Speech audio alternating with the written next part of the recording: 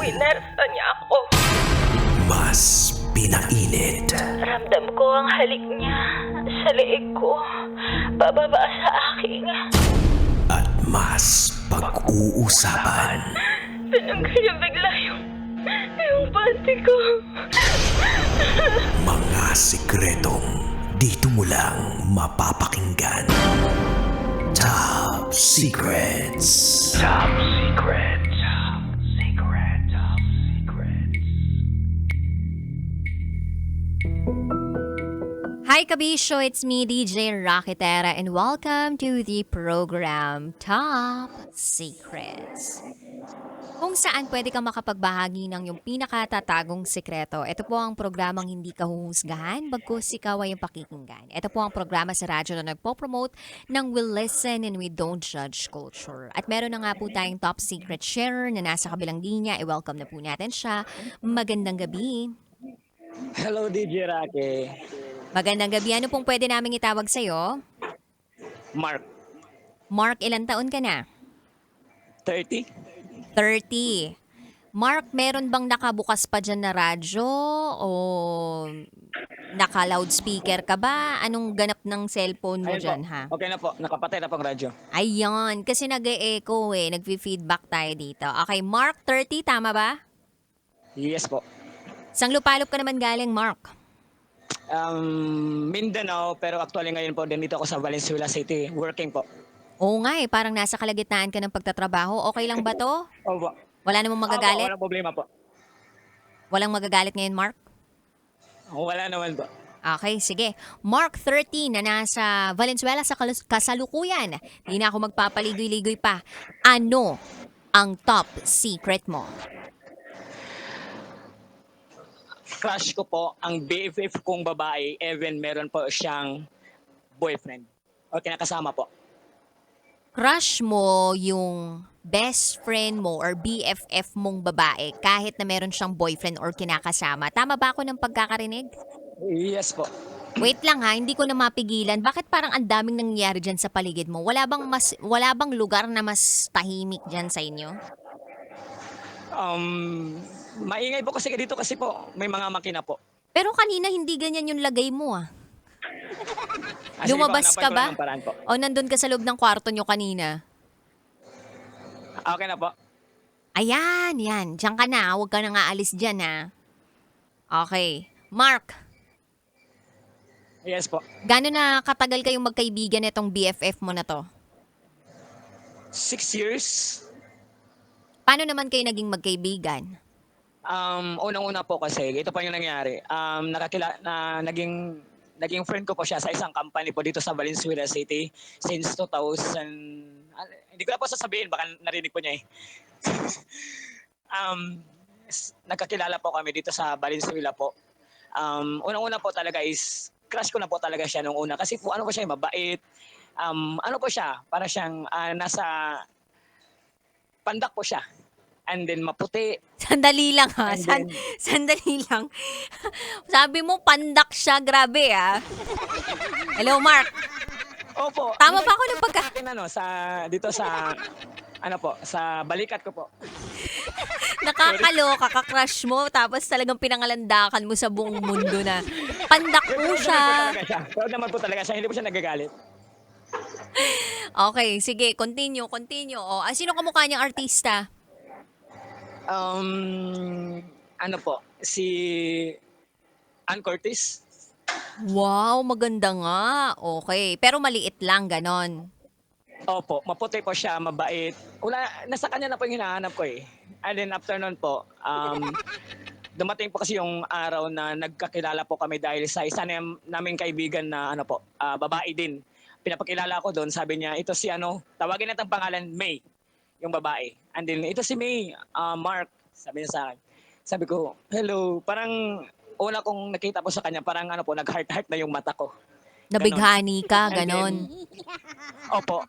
The end of the day po, nagkakilala kami, sabay kaming kumain, nagbe-break time. And then nung time po noon is nasa loob ako ng company, stay in po ako, tapos siya stay out. And then pumupunta po siya sa akin. Dinadalhan niya ako ng pagkain, kung ano daw, kung okay ba daw ako, parang ganon. Doon ako nahulog yung loob ko sa kanya. So, after niyan po, nung pa-out na kami sa trabaho, nakita ko po na may ano siya, may nagsundo. Sinundo po siya ng isang lalaki.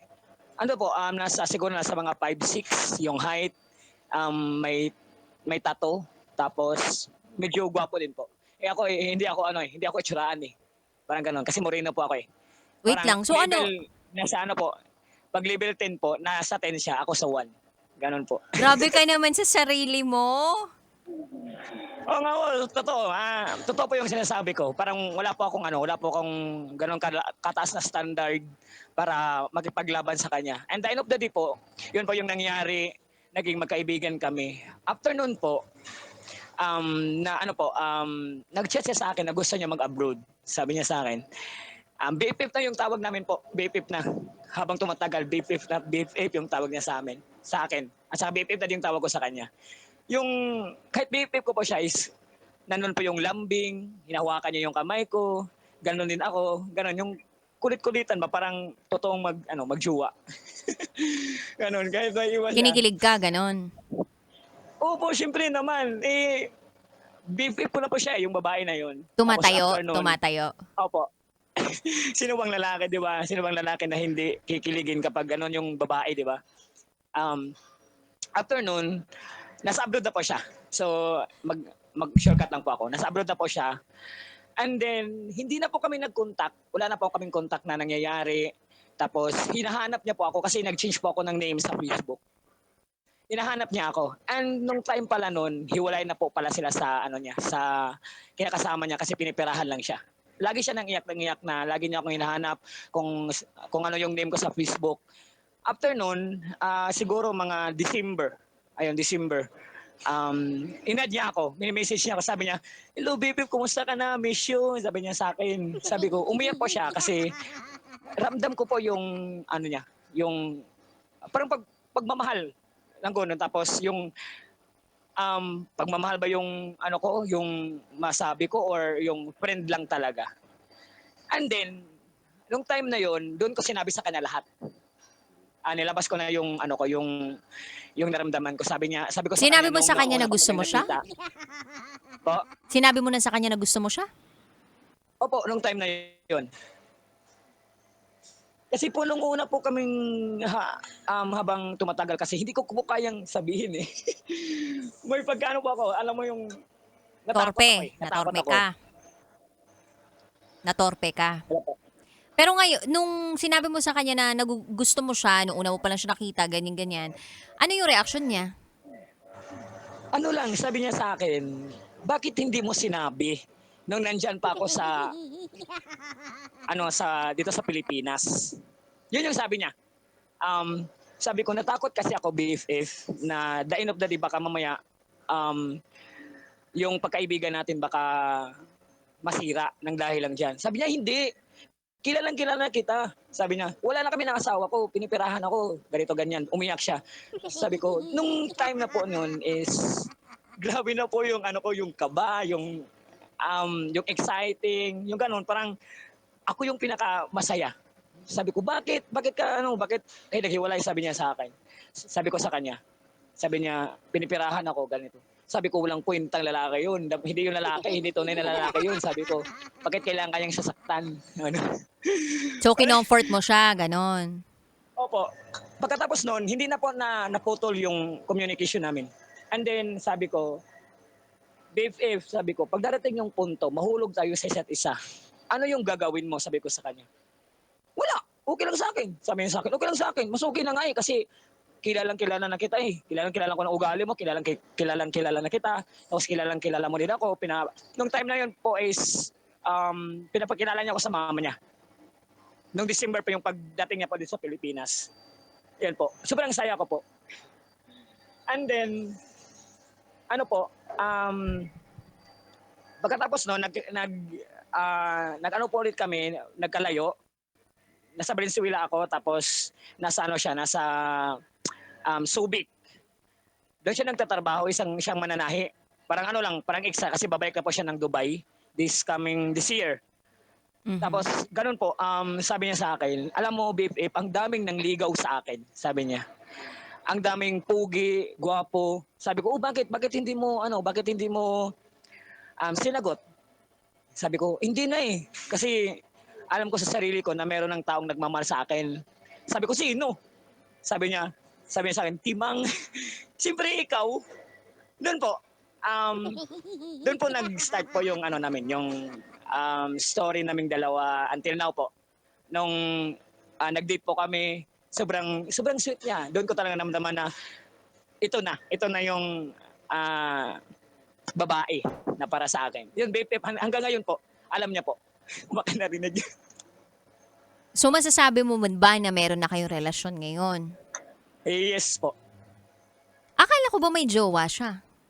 Wala na po, hiwalay na po sila. Yung jowa niya po dati, may iba na po, nakabuntis ng iba. Oh. Mamahapoy din po yun. So officially na kayo na. Yes po. So anong mensahe mo dun sa mga tulad mo na nagkaroon ng lihim na pagkagusto doon sa kaibigan nila? Ang masabi ko lang po sa mga babae dyan or mga lalaki na nakilala nyo na, ang masabi ko lang, huwag kayong matakot sabihin. Kasi wala namang imposible. Baka yung tao na hinintay ka, ikaw pala yung mahal niya na naghihintay lang ng tamang panahon na sabihin mo yung totoong naramdaman mo. 100% talaga, sasagutin ka niyan. Kasi kilalang kilala ka niya eh. Hindi naman siguro 100%. At least may chance na. Sa'yo Siguro talaga. 100%. Oo, sa'yo. Kung talaga siya yung kung siya yung binigay ni Lord sa akin, wala na pong wala nang bawas. 100% po talaga. Kung talagang siya yung binigay ni Lord sa akin, 100%. Kung darating mo yung araw na maghiwalay kami, okay lang, tanggap ko. At least, pinadama ko sa kanya na mahal ko siya, nandito ako para sa kanya, handa akong protektahan siya, handa ko siyang pakasalan, yung ganun po. Sinabi ko na sa kanya lahat yan. Yan. Ayun naman pala eh. Di maganda. At least, di ba, nasabi mo na sa kanya at handa kang harapin ang lahat ng mga pagsubok. Basta makasama lang tong Opo. taong to. Anyway, maraming salamat, Mark, sa pagbabahagi ng iyong top secret na why Thank you po. Maraming talagang salamat tumagal po sa kayo lahat ng ni mga May ang iyong nakikinig po. BFF. Salamat. God Thank you po. bless. Sige po.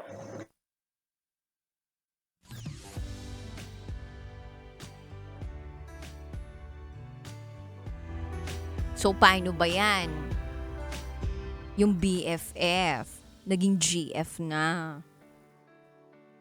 Ibig sabihin talaga may chance na yung kaibigan mo pwedeng maging kaibigan. Ang kailangan mo lang gawin ay maging tapat at totoo sa iyong nararamdaman. Kaya kung gusto mo yung kaibigan mo at kaya mo naman na sumubok at kahit papano mai-risk yung pagkakaibigan na meron kayo, edi magtapat ka na. Kasi mas gugustuhin mo ba na mapunta siya sa iba tapos dun siya sa iba masaya kesa dun sa kayong dalawa pero masaya din pala pag kayong dalawa? Tapos more than friends pa? Oh. Although ako kasi hindi ko naranasan na ma-inlove sa isang tropa eh. Ayoko nang ganun eh. Pero may mga tropa ako na inlove sa akin. Kapal na mukha! Pero basta rule ko yon, hindi ako jojowa ng tropa. Pag alam kong kaibigan ko lang. Ganun. At saka klaro ako sa ganun. Kasi ayoko. Ang liit na mundo. Ay nako. Anyway, Kabisyo, maraming salamat sa inyong pagtutok. Bukas ulit, magsama-sama tayo alas 9 ng gabi hanggang hating gabi. Kasama ang Basa Princess ng Love Radio, DJ Rakitera. At ikay nakatutok sa 90.7 Love Radio. Kailangan pa bang i-memorize yan? Basic, this is Top Secrets.